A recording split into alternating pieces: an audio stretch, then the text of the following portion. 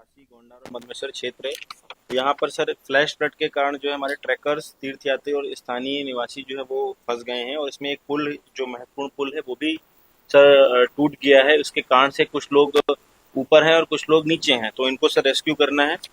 दूसरा सर हमारा जो है वो इंसिडेंट एरिया कुंड का है, वहाँ पर भूस्खलन हुआ है, और यहाँ पर भी सर करीब तीर्थयात्री 5,000 से 7,000 वो फंसे हुए हैं सर। ये सर हमारा इसमें मंदाकिनी और मधमेश्वर गंगा में जो जल स्तर अचानक से बढ़ा उसके कारण ये हुआ है NH 107 पर। इसमें पार्किंग स्थल को खतरा है और निचले क्षेत्रों को खतरा है सर। इसके अतिरिक्त जो तीसरा हमारा क्षेत्र है वो है छेनागाड़, जिसमें लास्ट ईयर भी सर इस तरह की घटनाक्रम हुआ था। यहाँ पर भी क्लाउड बस्ट की घटना का सिनेरियो है सर, और यहाँ पर जो सबसे महत्वपूर्ण है वो ये है कि यहाँ की पेयजल योजना, विद्युत लाइन और संचार नेटवर्क ये प्रभावित हुआ है, और काफी गौशालाएं और आवासीय भवन को नुकसान पहुंचा है। चौथा सर हमारा जो सिनेरियो है वो जंगल चट्टी, भीमबली और लिंचोली, जो हमारा केदारनाथ धाम को पैदल मार्ग जाने वाला रास्ता जो है उसमें इस तरीके की समस्या हुई है, और इसमें भी 3,000 से 5,000 तीर्थयात्री फंसे हुए हैं और हेलीकॉप्टर सेवाएं भी इसमें प्रभावित हैं। और सर एक लास्ट है हमारा वो नरकोटा क्षेत्र, जो रुद्रप्रयाग और श्रीनगर में है। घटना में यहाँ पर भी क्योंकि सर ये चार धाम को जाने वाली महत्वपूर्ण रोड है सर, तो इसमें बहुत सारी गाड़ियां सर फंस गई हैं और इसमें भी तीर्थयात्री फंसे हुए हैं सर। और इसमें जो हमारा NH है वो भी प्रभावित है सर। इसमें मैं स्टेप बाय स्टेप आपको बताना चाहूँगा। यहाँ पर हमारे पास जो सभी संबंधित डिपार्टमेंट हैं वो सारे उपस्थित हैं। आर्मी है हमारे साथ, ITBP है, पुलिस है, DDRF है, PWD है। PWD केदारनाथ जो देखते हैं ट्रैक रूट वो भी है। इसके अलावा मेडिकल डिपार्टमेंट है, सप्लाई है, पेयजल निगम है, फॉरेस्ट है। तो सभी विभागों का समन्वय है यहाँ पर सर। किसी तरीके का कोई ऐसा इशू नहीं कि कोई विभाग अनुपस्थित है सर।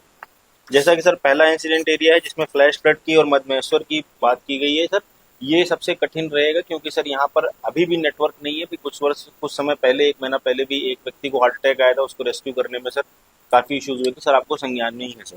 फिर भी सर यहाँ पर जो हमारा हेलीपैड है उसको हम लोग रेस्क्यू के रूप में प्रयोग कर पाएंगे, और यहाँ जो हमारा DDRF है और जो वन विभाग है वो मिलकर के इसमें काम करेगा लोगों को रेस्क्यू करने में। और हमारा जो नियर बाई PSC है वहाँ से डॉक्टर्स की टीम जरूर जाएगी सर उनको दवाएं देने के लिए सर। यहाँ पर हमारे इंसिडेंट कमांडर हमारे निशांत हैं, जो तहसीलदार रुचि।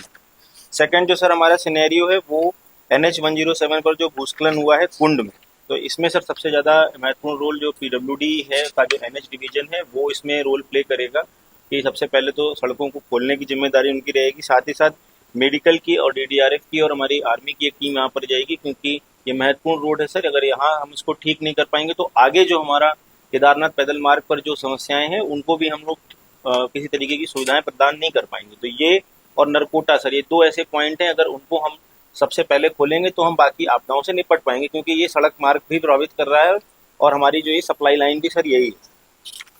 तीसरा सर हमारा जो घटनाक्रम है वो छिनागाड़ का है सर। इसमें पेयजल और विद्युत और संचार का सबसे ज्यादा, तो यहाँ पर हम SDRF, DDRF और मेडिकल टीम को भेजेंगे, साथ ही साथ PWD की एक टीम भी जाएगी, क्योंकि यहाँ पर मलबा की जो मात्रा है वो बहुत ज्यादा है। तो उस मलबे को हटाने के लिए हमको JCB इत्यादि की जो मशीन्स हैं उनको भेज करके उसको क्लियर कराना पड़ेगा। और जो लोग आवासीय मकानों में थे और उनको दब गए हैं उनको सर वहां से क्लियर करने में हमारी मेडिकल टीम भी सर यहाँ पर जाएगी। यहाँ पर हमारे जो तहसीलदार वसूकेदार हैं प्रणव पांडे, वो इसके सर इंसिडेंट कमांडर रहेंगे।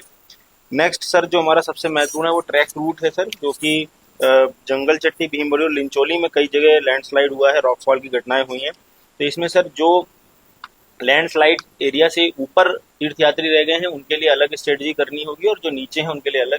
हालांकि दोनों ही तरीके, दोनों ही सिचुएशंस में, दोनों ही लोकेशंस पे जो हमारे तीर्थयात्री फंसे हुए हैं, सबसे पहले सर उनको एक सुरक्षित स्थान पर ले जाना होगा। और इसमें जैसा वेदर खराब है, हेली सेवाओं का हम लोग बहुत लाभ नहीं ले पाएंगे, लेकिन फिर भी जैसे ही वेदर खुलता है हम लोगों को हेली के माध्यम से इसमें रेस्क्यू करना पड़ेगा सर। तो वही एक ऑप्शन है, स्पेशली जो कि अपर साइड में है, और जो निचली तरफ में रॉक जो हमारी फॉल हुई है या लैंडस्लाइड उसकी निचली साइड में है, उनको सर हम लोग धीरे धीरे करके पैदल मार्ग के माध्यम से DDRF और SDRF के जवानों के माध्यम से धीरे धीरे गौरीकुंड की तरफ लेकर के आएंगे, और वहां पर उनके रहने खाने और उसकी व्यवस्था की जाएगी। जो ऊपर है हमारे उनको श्री केदारनाथ धाम या ऊपर वाला जो घोड़ा पड़ा है वहां पर उनको ले जाकर के व्यवस्थित किया जाएगा। हम लोग सर इमरजेंसी के लिए राशन भी स्टोर करके रखते हैं श्री केदारनाथ धाम में सर, तो उसका हम लोगों को वहां पर लाभ मिलेगा सर।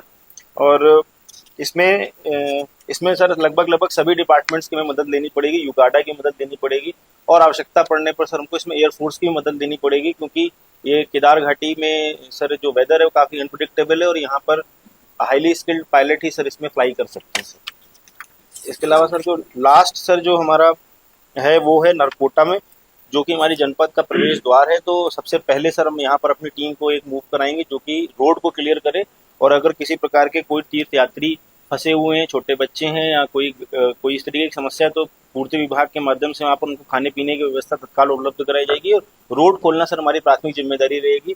और जो हमारे आसपास के धार्मिक स्थल हैं, जो भी ऐसी जगह वहाँ पर लोगों को शरण प्रदान करने में मदद दी जाएगी उनकी भी, ताकि जो है रोड सबसे पहले क्लियर हो जाए और लोगों को सुविधा ना हो सके। तो इस तरीके से सर हम लोग स्ट्रेटजी बनाएंगे। बाकी सर आप थोड़ा गाइड कर दीजिए सर।